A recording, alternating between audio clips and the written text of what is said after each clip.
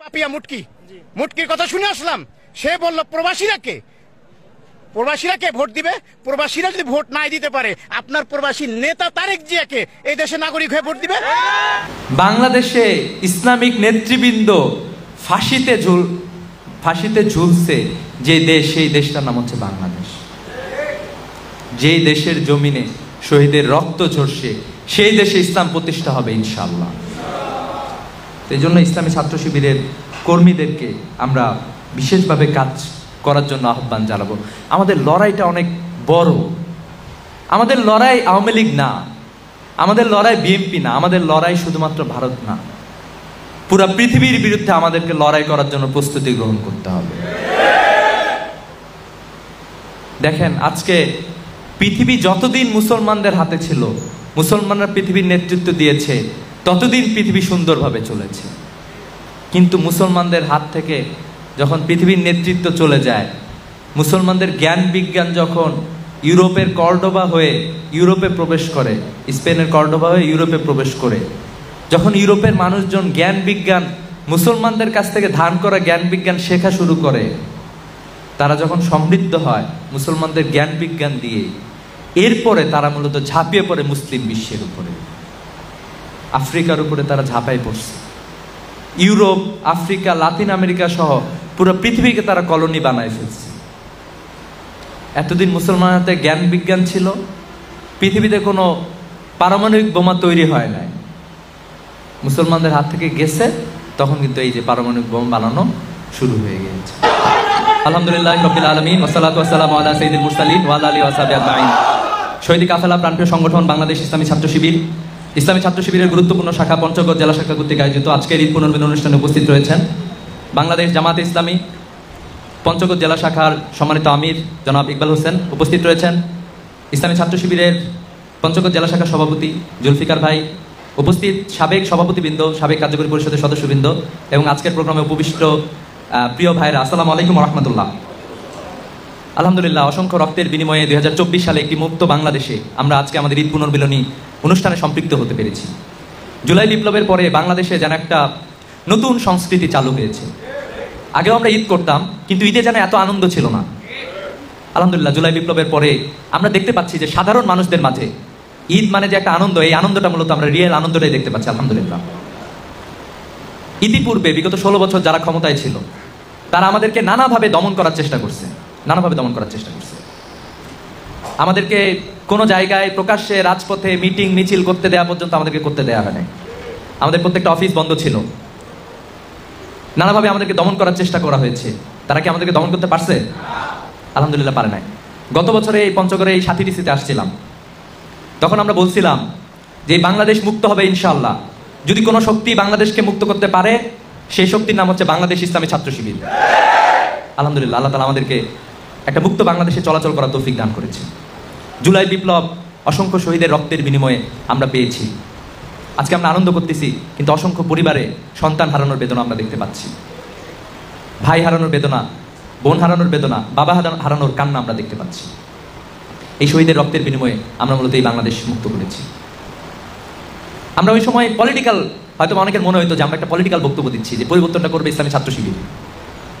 কিন্তু যখন এই কোটা আন্দোলন শুরু হয়েছিল, একটা পর্যায়ে যখন গণহত্যা শুরু হয়েছিল, যখন 18-19 তারিখের গণহত্যা, 17 তারিখ থেকেই তো এক প্রকারের বলা যায় যে 16 তারিখে 6 জন মারা গিয়েছে, এরকম একটা অবস্থার মধ্যে দিয়ে যাচ্ছিল।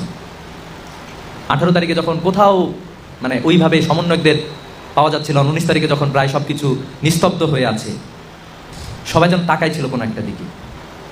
এই মুহূর্তটাতে এই আন্দোলনের ডিসিশন মেকিং এর জায়গাটা পুরোপুরি ইসলামী ছাত্র শিবিরের হাতে চলে আসা। আমাদের কাছে যখন এই বিষয়টা আসছিল, তখন আমরা সিদ্ধান্ত নিয়েছিলাম যে 2024-এ আমরা একটা কিছু ঘটায় ছাড়বো ইনশাআল্লাহ। আমাদের সামনে দুইটা পথ ছিল, যে আগামী আরো 10-15-20 বছর হয়তো আওয়ামী লীগ এভাবে থাকবে, আমাদেরকে শোষণ করবে, অথবা এখন যাই হোক এই আন্দোলন টেনে নিয়ে যে এই আন্দোলনে আওয়ামী লীগের পতন ঘটাবো। আমরা সবার সাথে যোগাযোগ করা শুরু করছিলাম। যোগাযোগ করতে গিয়ে আমাদের মনে হয়েছিল যে বাংলাদেশে আসলে সবচেয়ে বড় সংকটটা হচ্ছে যে বাংলাদেশের নেতৃত্বের সংকট। এই যে এত বড় একটা ফ্যাসিবাদকে দমন করবে, কে দমন করবে? কাউকে না কাউকে লিডারশিপটা নিতে হবে। এমন কাউকে লিডারশিপ নিতে হবে যে জীবনের পরোয়া করে না। এমন কাউকে লিডারশিপ নিতে হবে যার ঘরে যদি 100 কোটি টাকা কেউ এনেও দেয়, 1 টাকাও সে ছুবে না। এরকম একটা জায়গায় হচ্ছে ইসলামী ছাত্র শিবিরের চমৎকার যে রোল ছিল, এবং এই রোলের কারণে আমরা বলতে পারি যে আলহামদুলিল্লাহ বাংলাদেশের মানুষ চমৎকারভাবে ইসলামী ছাত্র শিবিরকে অ্যাকসেপ্ট করেছে। আন্দোলন অনেক কঠিন কঠিন পরিস্থিতি গিয়েছে, লাশের পরে লাশ, একটা সময় মানুষ নামতেছে না, একটা মরে যাওয়া আন্দোলন। সমন্বয়কদের 6 জন প্রধান সমন্বয়কদের একটা বড় অংশ বলছে যে আমরা আন্দোলন প্রত্যাহার করলাম ডিবি অফিসে। আমরা সিদ্ধান্ত নিয়েছিলাম যদি 6 জন যদি আয়সা বলে যে আমরা আন্দোলনের সাথে নাই, প্রয়োজনে 6 জনকে আমরা বাতিল করে দেব, সেকেন্ড লেয়ার থার্ড লেয়ারে আন্দোলন চলবে। তা আলহামদুলিল্লাহ আন্দোলন কিন্তু চলে গেছে এবং আমরা নতুন একটা বাংলাদেশ পেয়েছি অসংখ্য শহীদের রক্তের বিনিময়ে। আমরা আজকে চমৎকার একটা ঈদ পুনর্মিলনের আয়োজন করতেছি এই জায়গায়। 2টা দেশ আমার খুবই ভালো লাগতেছে যে গত বছরে যে আমরা ঈদ করছিলাম, আমরা যেরকম একটা বঞ্চনা নিপীড়নের মধ্যে ছিলাম, আমি সিরিয়ার রিফুজিরা পৃথিবীর বিভিন্ন দেশে বিশেষ করে তুরস্ক সহ অন্যান্য দেশে ছড়াই ছিটাই ছিল। সিরিয়ান রিফুজিরা প্রায় 70 লাখ মানুষ, আলহামদুলিল্লাহ সিরিয়া আজ মুক্ত হয়েছে, বাংলাদেশ আজ মুক্ত হয়েছে। কিন্তু পৃথিবীতে এখন অসংখ্য রাষ্ট্র আছে শুধুমাত্র মুসলমান হওয়ার কারণে যাদের কোনো মানবাধিকার নাই। আমাদের রোহিঙ্গা মুসলমানরা, লাখের পর লাখ রোহিঙ্গা মুসলমানরা আমাদের এখানে বাংলাদেশে বসবাস করতেছে। উইঘুরে হাজার হাজার মুসলমান নির্যাতনের শিকার হচ্ছে। প্যালেস্টাইনে ঈদের দিনেও তাদের কোনো শান্তি নাই, গুলি চালায়, ছোট বাচ্চা, আবাল, বৃদ্ধ, বনিতা সবাইকে হত্যা করা হচ্ছে। প্রিয় উপস্থিতি, মুসলমানদের জন্য প্যালেস্টাইন বিজয় ছাড়া মুসলমানদের আসল ঈদ আসবে না। প্যালেস্টাইন বিজয় করার জন্য, ইসলামকে বিজয় করার জন্য যে শক্তি কাজ করবে ইসলামী ছাত্র শিবির হলো সেই শক্তি ইনশাআল্লাহ। ইসলামী ছাত্র শিবির শুধুমাত্র বক্তব্য দিয়েই কোনো একটা কথা বলেই মানে শেষ হয়ে যায় না। আমরা এমন একটা দেশে বাস করতেছি, অপার সম্ভাবনাময় বাংলাদেশে আমরা বাস করতেছি। বিগত বছরগুলোতে আমি মনে করি বাংলাদেশের মানুষের মাঝে ইসলাম যেভাবে আছে পৃথিবীর অনেক দেশে, মুসলমান দেশে ইসলাম এভাবে নাই। আলহামদুলিল্লাহ এটা আমাদের একটা বড় সুযোগ। পৃথিবীর 2য় বৃহত্তর মুসলিম দেশ হলো বাংলাদেশ। বাংলাদেশে ইসলামিক নেতৃবৃন্দ ফাঁসিতে ঝুলছে যে দেশ, সেই দেশটার নাম হচ্ছে বাংলাদেশ। যেই দেশের জমিনে শহীদের রক্ত ঝরছে সেই দেশে ইসলাম প্রতিষ্ঠা হবে ইনশাআল্লাহ। এই জন্য ইসলামী ছাত্র শিবিরের কর্মীদেরকে আমরা বিশেষভাবে কাজ করার জন্য আহ্বান জানাবো। আমাদের লড়াইটা অনেক বড়। আমাদের লড়াই আওয়ামী লীগ না, আমাদের লড়াই বিএনপি না, আমাদের লড়াই শুধুমাত্র ভারত না, পুরো পৃথিবীর বিরুদ্ধে আমাদেরকে লড়াই করার জন্য প্রস্তুতি গ্রহণ করতে হবে। দেখেন আজকে পৃথিবী যতদিন মুসলমানদের হাতে ছিল, মুসলমানরা পৃথিবীর নেতৃত্ব দিয়েছে, ততদিন পৃথিবী সুন্দরভাবে চলেছে। কিন্তু মুসলমানদের হাত থেকে যখন পৃথিবীর নেতৃত্ব চলে যায়, মুসলমানদের জ্ঞান বিজ্ঞান যখন ইউরোপের কর্ডোবা হয়ে ইউরোপে প্রবেশ করে, স্পেনের কর্ডোবা হয়ে ইউরোপে প্রবেশ করে, যখন ইউরোপের মানুষজন জ্ঞান বিজ্ঞান মুসলমানদের কাছ থেকে ধান করা জ্ঞান বিজ্ঞান শেখা শুরু করে, তারা যখন সমৃদ্ধ হয় মুসলমানদের জ্ঞান বিজ্ঞান দিয়ে, এরপরে তারা মূলত ঝাঁপিয়ে পড়ে মুসলিম বিশ্বের উপরে, আফ্রিকার উপরে তারা ঝাঁপাই পড়ছে। ইউরোপ, আফ্রিকা, লাতিন আমেরিকা সহ পুরো পৃথিবীকে তারা কলোনি বানায় ফেলছে। এতদিন মুসলমানদের হাতে জ্ঞান বিজ্ঞান ছিল, পৃথিবীতে কোনো পারমাণবিক বোমা তৈরি হয় নাই, মুসলমানদের হাত থেকে গেছে, তখন কিন্তু এই যে পারমাণবিক বোমা বানানো শুরু হয়ে গেছে। পৃথিবীকে ধ্বংস করে দেওয়ার জন্য কোটি কোটি পারমাণবিক বোমা, ঠিক আছে, পৃথিবীতে অনেকবার ধ্বংস করতে পারবে এরকম পারমাণবিক বোমা পৃথিবীর শক্তিশালী দেশগুলোর নিকট মজুদ আছে। তাদের হাতে পৃথিবীর সভ্যতা নিরাপদ না। তারা আমাদেরকে অনেক কিছু খাওয়াইতে চায়, তারা আমাদেরকে লিবারালিজম খাওয়াইতে চায়, তারা আমাদেরকে সো কল ধর্ম নিরপেক্ষতা খাওয়াইতে চায়, যেটার মাধ্যমে তারা আমাদেরকে আমাদের রুট থেকে দূরে সরাই দিতে চায়।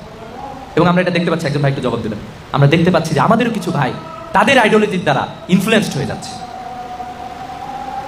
পৃথিবীতে একমাত্র আদর্শ যেটা পৃথিবীর মানুষকে মুক্তি দিতে পারে সেটার নাম হচ্ছে ইসলাম। বাংলাদেশের একমাত্র আদর্শ ভারতের মতো একটা আধিপত্যবাদী শক্তির বিরুদ্ধে বাংলাদেশকে মুক্তি দিতে পারে, সেই শক্তির নাম হচ্ছে ইসলাম। এবং আমাদের ইসলামী ছাত্র শিবিরের বিকল্প আসলে এখানে নাই। আমরা 270 বছর ধরে আমরা শাসন ক্ষমতায় নাই। ব্রিটিশরা আমাদেরকে শাসন করছে, শোষণ করছে, আমাদেরকে আমাদের রুট ভুলাই দেওয়ার চেষ্টা করছে, আমাদেরকে কোরআন থেকে দূরে সরাই দেওয়ার চেষ্টা করছে।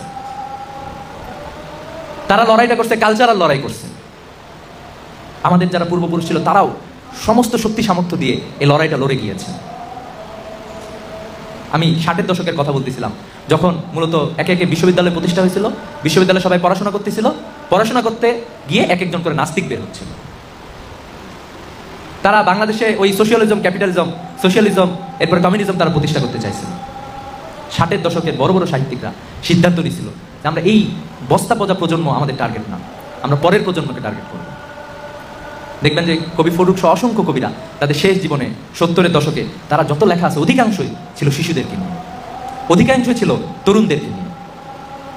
ওই যে লড়াইটা আমরা শুরু করছিলাম, এই লড়াই আমাদের চলমান আছে। এই জন্য আমি কালচারাল জায়গাটাতে, কালচারাল জায়গা মানে এরকম না যে এখানে একটা শিল্পী গোষ্ঠী তারা আছে গান গাবে শেষ হয়ে যাবে। কালচারাল লড়াইটা অনেক বড়। আজকে দেখেন যে আমাদের সংগঠন শুরু করছিল যে ছোট ছোট করে ইফতার প্রোগ্রাম আয়োজন করার মধ্যে দিয়ে। আমরা ইফতার প্রোগ্রাম আয়োজন করতাম বিভিন্ন জায়গায়। আওয়ামী লীগ দেখছিল যে ইফতার প্রোগ্রামগুলোতে দেখা যায় যে সবাই ইসলামের কথা বলে, বিশ্ববিদ্যালয়, স্কুল, কলেজ, সব জায়গায়। তোরা 2024 সালে বলছে যে শাহজালাল বিজ্ঞান ও প্রযুক্তি বিশ্ববিদ্যালয়ে তোমরা কেউ ইফতার করতে পারবে না ক্যাম্পাসে। ঢাকা বিশ্ববিদ্যালয়ের প্রোডাক্টিভ রমাদান প্রোগ্রাম ছিল, রোজাদার শিক্ষার্থীরা আয়োজন করছিল। ছাত্রলীগের নিষিদ্ধ ঘোষিত ছাত্রলীগের সন্ত্রাসীরা এসে শিক্ষার্থীদেরকে হামলা করছিল, তাদেরকে রক্তাক্ত করছিল। আমরা কি ইফতার ভুলে গেছিলাম? আমরা কিন্তু সিদ্ধান্ত নিয়ে সারা দেশে আরো হাজার হাজার শিক্ষার্থীদের নিয়ে ইফতার প্রোগ্রাম করছি। আজকে দেখেন বিএনপি, আওয়ামী লীগ, এরপর অন্যান্য বামপন্থী দলগুলো ইফতার প্রোগ্রাম আয়োজন করতে বাধ্য হয়। তারা আমাদের কালচারটাকে মানে শেষ করে দিতে চাচ্ছিল। আমরা একটা কালচার তৈরি করতে চাই বাংলাদেশে। আজকে আপনারা যারা এখানে আছেন চমৎকার একটা কালচারের মধ্যে আছেন। শিবিরের প্রোগ্রামে এসে বলতে হয় না যে কেউ সিগারেট খায়েন না, এরকম। আমরা বাংলাদেশে ওই কালচারটাতে বাংলাদেশকে নিয়ে যেতে চাই। একটা ক্লাসের সবাই, ওখানে কেউ সিগারেট খাবে না, ওই জায়গাটাতে আমরা নিয়ে যেতে চাই। আমরা পরের প্রজন্মকে ধরতে চাই, বর্তমান প্রজন্মকে, এই তরুণ প্রজন্মকে আমরা ধরতে চাই। এই তরুণ প্রজন্ম কিন্তু সেকুলারিজম প্রতিষ্ঠা করার জন্য রাজপথে নামে নাই। যারা আমরা রাজপথে গিয়েছিলাম তারা দোয়া দুরূদ করে আল্লাহর কাছে তওবা চেয়ে রাজপথে নামছিলাম।